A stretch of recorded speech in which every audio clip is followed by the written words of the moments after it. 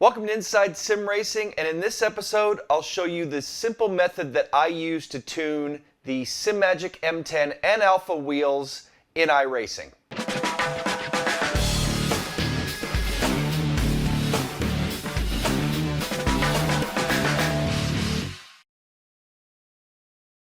This show is brought to you by SimMotion. I'm Darren Ganji, and I've been using the Simagic M10 for about 6 months now and just transitioned over to the Alpha base. And in this episode, I'm going to show you my simple method on how I tune these wheels in iRacing.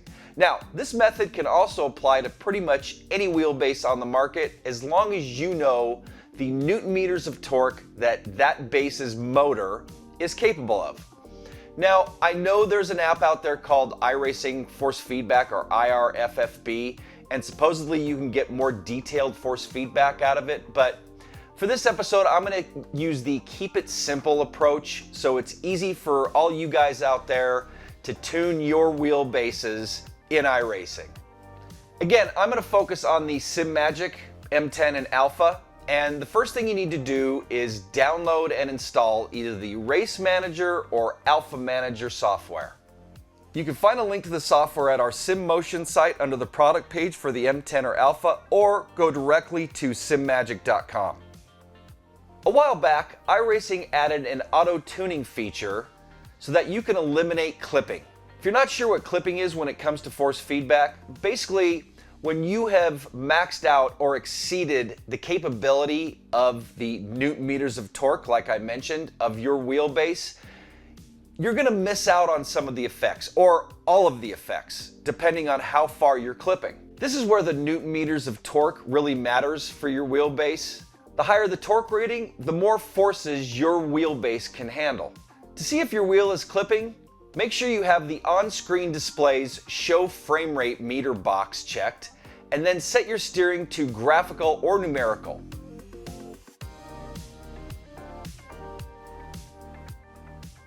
Then the default location for this box is in the top right hand of your screen, and you can see the clipping meter here.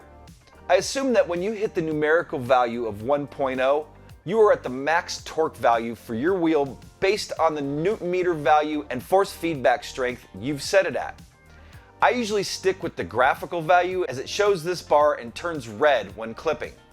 Now this can be hard to watch while you're driving, so what I recommend is using the keyboard strokes Alt-K, and it allows you to reconfigure or move the black boxes and even mirror on screen. So while tuning, you may want to move that little black box that shows clipping in your view so that you can keep a good eye on it. All right, now I'm going to transition over to the rig and let's get to some tuning. All right, so I'm going to use the Alt-Tab method to go back and forth between Alpha Manager and iRacing. So for starters, I had mentioned my settings. So total force I have at 100. Wheel speed I have at 75, wheel damper I have at 5, filter frequency I have at 20, I have 0 wheel spring, and 5 on friction. Now, game damper and constant force are both active. If you notice, none of these other sliders are active. Matter of fact, I try to use them and it moves the whole screen. And this is Alpha Manager. Game damper is active, but I haven't noticed a difference. So I'll use wheel damper to adjust the damper in the wheel. So for the late model, I will use 900 degrees of rotation, and here you can adjust it from 1 up to 1600, and you could type it in. So for the late model, I'm going to use 900, and then I'll switch over to the IndyCar and use 360. Constant force is what I use. Once I have all these set, I'm going to keep these the same for both the late model and the IndyCar. And once I have these both set, I'll then adjust the constant force for fine tuning after things are set in iRacing. So, and then I can save them. If you're using a Simagic wheel, you can save different profiles. So like right there, I have the iRacing late model, and then when I switch over to the IndyCar, you'll see I'll save one as the IndyCar. All right, so for starters in iRacing, Make sure you got force feedback enabled, use linear mode checked. I also do reduce force when parked. And now here's where you're going to set your wheel's Newton meter of torque. So that's going to be default 1. So I got it set at 15 for the Alpha here. Strength, as you can see, it just slid to 6.5. I can adjust that wherever I want, but let's just keep it at 6.5 for now, just so you can see the difference between default and what's going to happen. Now, once I drive a lap or two, I'm not sure exactly, it changes per track. Also, I would recommend staying on the preferred line. Don't go off track during this point, because I don't know if it's going to disrupt the settings. But once you've run a little bit, that auto will become lit up, and then you can check it. And I'm going to show you how to do it while you're on track too. Options, make sure you got show frame rate meter checked, and that you've got the steering graphical. A lot of times these will be on by default, but I just turned them off. So you can, again, numeric, graphical. I go for the graphical. Now let's get in car. Hit Alt-K. And I'm going to move these into your guys' view, because I'm running a widescreen, so that'll show in the 1920 width. So again, after you press Alt-K, the boxes have like a blue border around them. And let's move the frame rate and force meter right here. So this is where you're going to see that. So you can see it right now, just when I'm turning the wheel. So when that goes into red, that means I'm clipping. Probably not going to see clipping right now, because 5 is going to be less than the amount that can clip. So let's hit Alt-K to make the boxes stay. Now I'm going to cycle through until you get to the graphics adjustment. If you look at the very bottom, you got force feedback strength. And here I can adjust the force feedback strength if I want. Actually, let's turn it up really quick. Let me show you guys what it looks like when it's clipping. I should be able to get it to clip. Yep, look, that's clipping right there.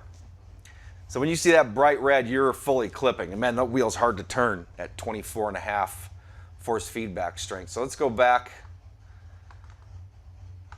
Let's go back down to 6, and let's do a little driving. And you're gonna see the auto pop up after I run a little bit around here.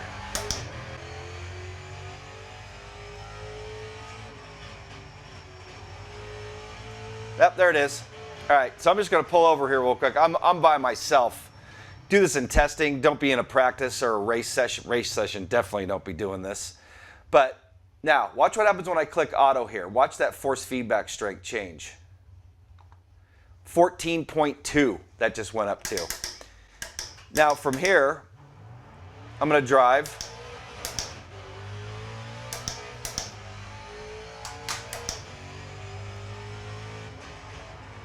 Now, that's pretty heavy. But if you look at the force meter, iRacing is not clipping.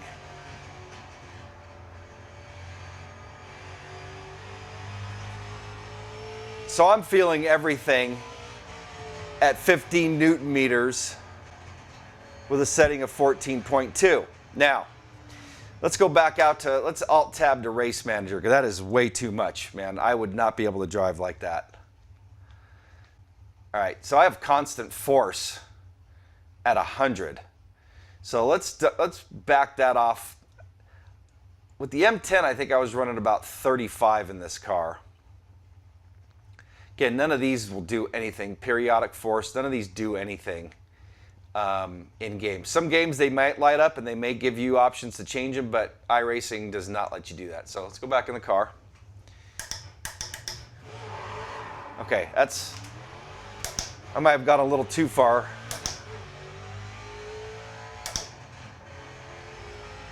Now I'm feeling some nice detail. For oval racing, I might want to keep it. This is on the lighter side for sure. Yeah, I'd want a little bit more than that for the late model here. And again, this is with the Alpha. Let's go to 50.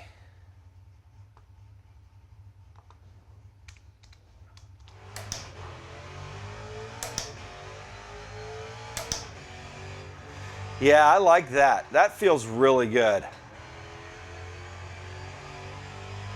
Feeling a lot of detail. Not too much resistance. Just enough to feel what the car's doing.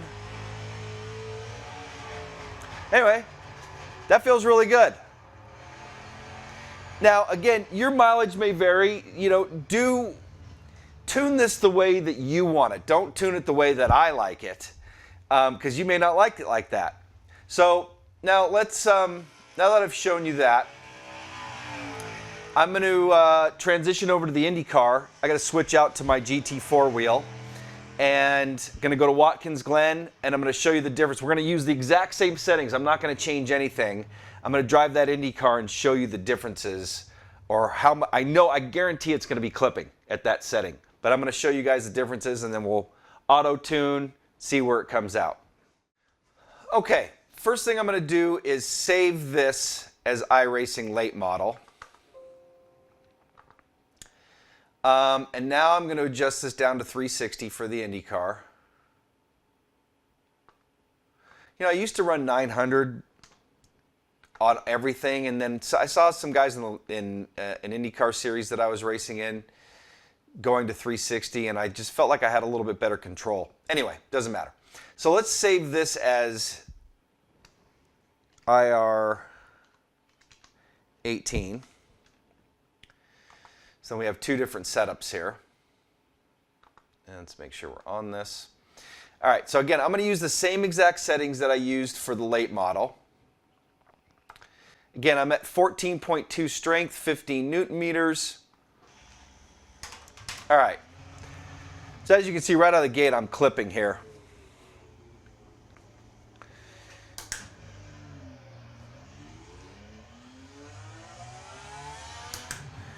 So when that's clipping like that, I still have resistance in the wheel, but I don't feel any effects. I'm not feeling any bumps. Nothing, barely. Not like I'm feeling in the straightaway when I'm not clipping.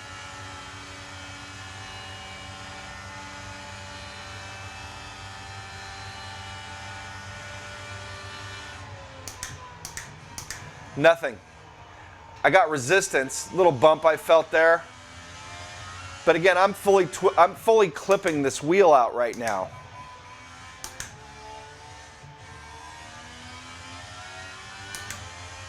I don't think it's going to make me run multiple laps like it did in the stock car. Nothing there except resistance. I still feel the resistance. But like right now, I'm feeling all the bumps because the wheel's not clipping out. You know, the more lateral force you got going on the wheels, the front wheels, the more torque you're going to be using up. Yep, auto. So I didn't even have to run a full lap. Let's click that auto button. Watch, it's going to drop. I'm going to guess 8-ish. No, maybe even lower than that. 7.7. Oh, I was pretty close. All right. Let's start back in the pits. 7.7. And again, I'm using the same race manager or alpha manager settings.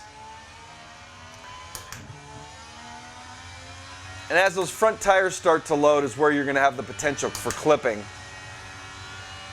I'm still seeing a little red. But I'm feeling all the detail throughout the whole corner now, where I was losing some. Here, going into the boot is where I'm going to really feel it.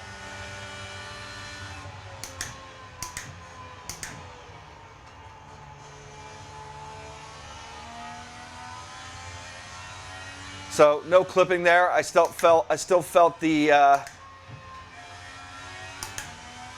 Excuse my driving. For me, I am not a good talking driver. So that one, look, that one's borderline clipping right there.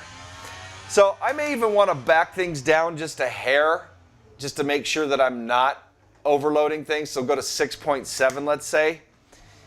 And I'm going to keep Race Manager where it's at.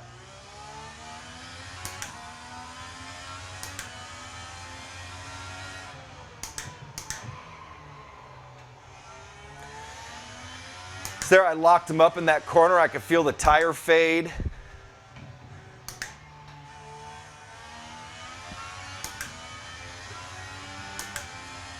And you can see I'm well under the clipping. Yep, feeling all the detail, feel the rumble strips.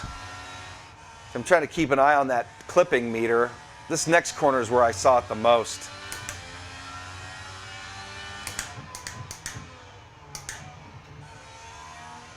So I think that's a good balance there. 6.7 with the IndyCar.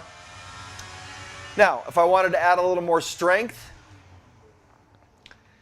I'd go back to Race Manager. I'm at 50 at the constant force. Let's just go to 65.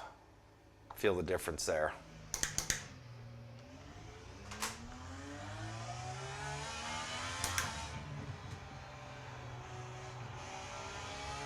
So that's definitely a heavier feel. So I'm really only using about 60% of what the Alpha is capable of. Yeah, and that, I can drive it. I can feel all the forces, which is cool, but that'd probably be a little too heavy for me in a long race. Great detail over the rumble strips.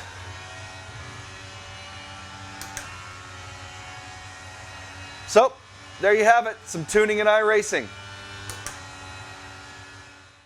So that's how I tune the Simagic Alpha in iRacing, and I used this method to tune the M10 as well. And again, you could use this method to tune your particular type of force feedback wheel. Again, whether it's Fanatec, Simucube, Thrustmaster, whatever. Your mileage may vary. Also, I highly suggest using trial and error. So make an adjustment, drive it on track, see what that particular adjustment does. Don't make a bunch of adjustments all at once, or you're not going to know what adjustment did what. So I hope you've enjoyed this video on how to tune your force feedback wheel in iRacing. If you're interested in a Simagic M10 or Alpha, visit our site at sim-motion.com, and we have all the bases for sale there, as well as other peripherals from Simagic.